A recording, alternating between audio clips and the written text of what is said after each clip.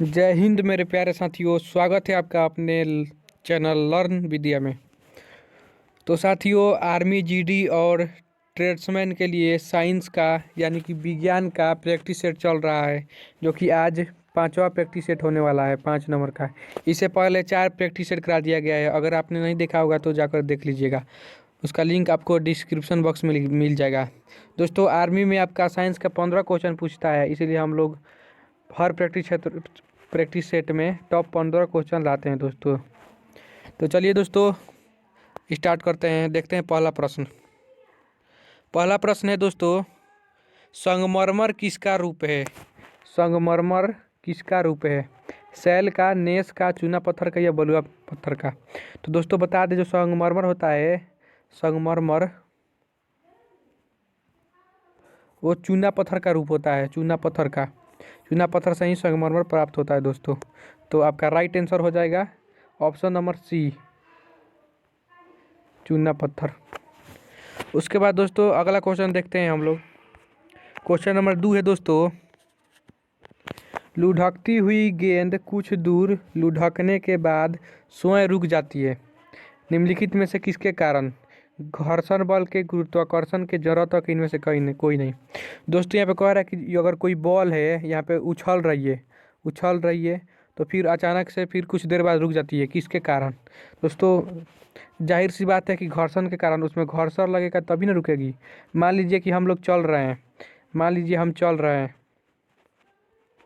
चलते चलते चलते अगर हम हमारे पैर में और जो सरफेस है उसमें अगर घर्षण नहीं लगेगा तो हम लोग चलते रहेंगे, हमेशा चलते रहेंगे, नहीं पाएंगे। दोस्तों घर्षण के ही कारण कोई चीज़ रुक पाता है। तो इसका राइट आंसर हो जाएगा option number 2, option A, 2 number question का, घर्षण बल। क्वेश्चन नंबर 3, शहरों में तालाब का पानी शुद्ध करने के लिए कौन सी गैस का प्रयोग किया जाता है? शहरों में तालाब के पानी, जो शहर होता है उसमें तालाबों के पानी में गंदगी हो जाता है दोस्तों, उसको शुद्ध करने के लिए कौन से, यहाँ पे दे रहा है, कौन से धातु का प्रयोग किया जाता है? सल्फर डाइऑक्साइड का, क्लोरीन का, नाइट्रोजन का, अमोनिया का? तो दोस्तों आपको बता दें कि जो क्लोरीन होता है, क्लोरीन वो पानी को शुद्ध करने के लिए उपयोग में लाया जाता है। दोस्तों जो आर ओ वाटर बनता है, आपका आर ओ वाटर, उसमें क्लोरीन की गोली डाली जाती है। तो दोस्तों शहरों में तालाब का पानी शुद्ध करने के लिए क्लोरीन का उपयोग किया जाता है। राइट आंसर हो जाएगा आपका बी, क्वेश्चन नंबर 3 का right answer B, chlorine. Question number 4 है दोस्तों, लोहे में जंग लगने का मुख्य कारक क्या है? लोहा में दोस्तों जंग लगने का मुख्य कारक क्या है? लोहा में क्यों जंग लग जाता है? ऑक्सीजन के कारण, हाइड्रोजन के कारण, नाइट्रोजन के कारण या नियॉन के कारण? दोस्तों बता दें कि जो लोहा होता है, लोहा Fe, वो उसको खुला में छोड़ देने से वो ऑक्सीजन से अभिक्रिया कर लेता है। ऑक्सीजन से अभिक्रिया कर लेने के बाद उसमें जंग लग जाता है, FeO2। दोस्तों इसका राइट आंसर हो जाएगा आपका option number A, oxygen. 5 number question देखते हैं दोस्तों, कुपोषण से सबसे अधिक किसकी कमी होती है? दोस्तों पूछ रहे हैं यहाँ पे कि कुपोषण रोग होता है जिसको, उसमें सबसे किस पोषक तत्व की कमी के चलते कुपोषण रोग होता है? उसे विटामिन ए के चलते होता है, या कार्बोहाइड्रेट के चलते होता है, या विटामिन सी के चलते, या प्रोटीन के चलते? दोस्तों बता दें कि आपको कि जो प्रोटीन होता है, प्रोटीन के चलते ही आपको कुपोषण हो सकता है। तो राइट आंसर हो जाएगा आपका option number D, protein. 6 number question देखते हैं दोस्तों, रोबोट क्या है? दोस्तों यहाँ पूछा है रोबोट क्या है? एक प्रकार का रॉकेट है? जी हाँ, नहीं, रोबोट रॉकेट नहीं है। एक बम है? ये भी नहीं है। मनुष्य से मिलता जुलता एक यंत्र है जो आदेशानुसार कार्य करता है? जी हाँ दोस्तों, यही राइट आंसर हो जाएगा। मनुष्य से मिलता जुलता एक यंत्र है जो मनुष्य द्वारा बनाया जाता है और मनुष्य कमांड देता है, उसी के कमांड को फॉलो करके रोबोट काम करता है। तो राइट आंसर हो जाएगा option number C. Question number 8 है, जब कोई जहाज नदी में से समुद्र में प्रवेश करता है, जैसे जहाज को समुद्र में जब लॉन्च किया जाता है तो उसकी स्थिति क्या होती है, यही पूछना चाह रहा है। ऊपर उठ जाता है, नीचे धंस जाता है, उसका स्तर में बदलाव आता है, या ऊपर सभी? दोस्तों जब कोई जहाज को जब समुद्र में जब छोड़ा जाता है दोस्तों, प्रवेश किया जाता है, तो वो अब थोड़ा सा ऊपर उठ जाता है। उसका कारण आपको बताते हैं दोस्तों, क्योंकि जो जहाज का घनत्व होता है दोस्तों, वो पानी के घनत्व से ज़्यादा होता है, इसी कारण वो ऊपर उठ जाता है दोस्तों, और वो पानी के ऊपर तैरने लगता है। राइट आंसर ऑप्शन है, ऊपर उठ जाता है। क्वेश्चन नंबर 8 है दोस्तों, दो समानांतर दर्पणों, जैसे दो दर्पण दिया है दोस्तों, यहाँ पे दो दर्पण, ये दर्पण हो गया दोस्तों। दो समानांतर दर्पणों के बीच, यहाँ पे बीच में कितने प्रतिबिंब बन सकते हैं दोस्तों? 2, 4, 8 या अनंत। दोस्तों आपको बता दें कि दो समानांतर दर्पणों के बीच अगर कोई वस्तु रखिएगा आप, तो अनंत प्रतिबिंब बनेगा, अनलिमिटेड। दोस्तों राइट आंसर हो जाएगा आपका ऑप्शन नंबर डी, अनंत।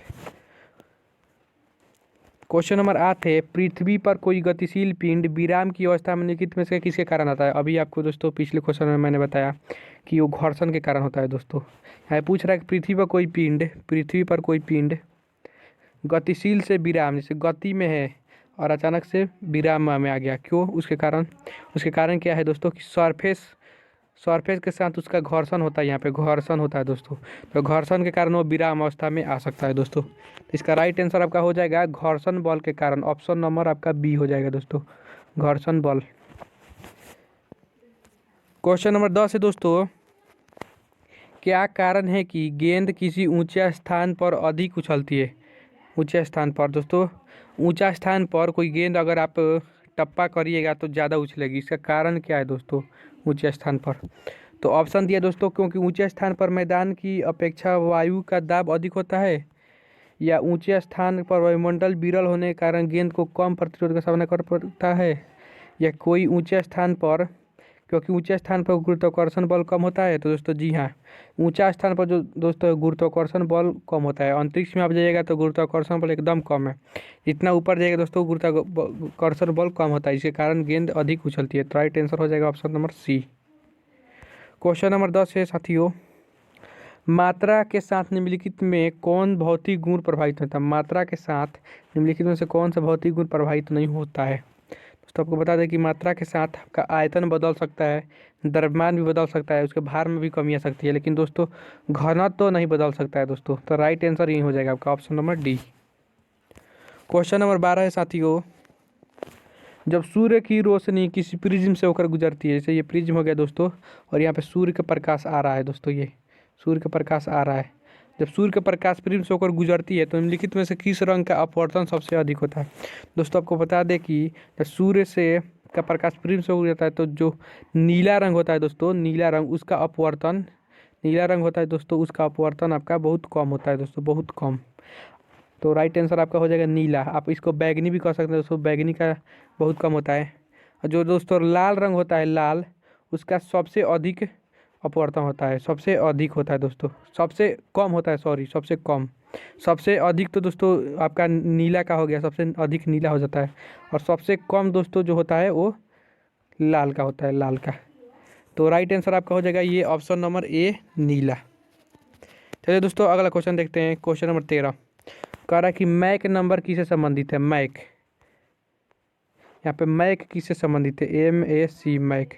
तो दोस्तों बता दें कि आपको जो हवाई जहाज उड़ता है या कोई मिसाइल चलता है, उसकी स्पीड को मापने के लिए मैक का उपयोग किया जाता है। जैसे कि कोई मिसाइल कितनी मैक की स्पीड से उड़ रहा है, जैसे कि ब्रह्मोस मिसाइल हो 3 मैक की स्पीड से उड़ता है।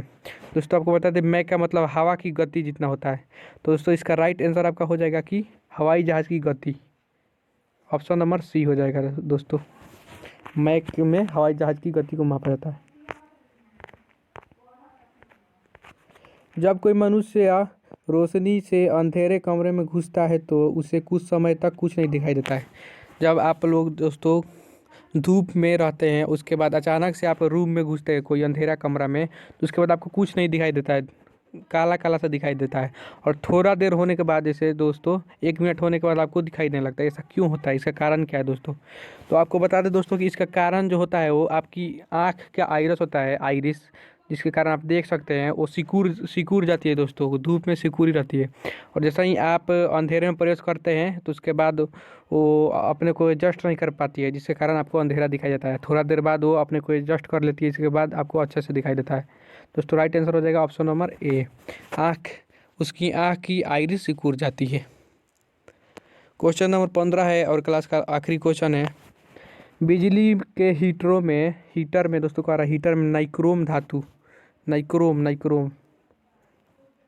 धातु का तत्व उपयोग में लाया जाता है, क्यों? दोस्तों जो आपने देखा होगा घरों में जो हीटर चलता है उसमें जो आपको लगा रहता है जो हीट करता है वो नाइक्रोम का होता है।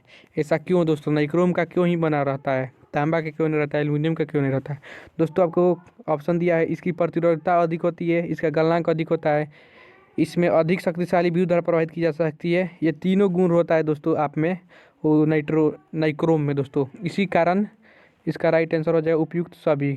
क्वेश्चन 15 का ऑप्शन डी हो जाएगा दोस्तों। तो दोस्तों ये रहे आपके आज के क्लास के प्रैक्टिस सेट 5 के 15 क्वेश्चन विज्ञान के, जो कि आपके एग्जाम के लिए बहुत ही महत्वपूर्ण है, आर्मी जीडी और ट्रेड्समैन के लिए दोस्तों, जो कि आपके एग्जाम में 15 क्वेश्चन पूछता है। तो दोस्तों आज प्रैक्टिस सेट 5वां था। आप कमेंट करके नीचे बताइएगा दोस्तों कि आपको इस प्रैक्टिस सेट में 15 में से आपको कितने अंक मिले दोस्तों, कितने अंक आपको प्राप्त हुए, कितने अंक प्राप्त हुए। चलिए दोस्तों मिलते हैं एक और अगले प्रैक्टिस सेट में। धन्यवाद।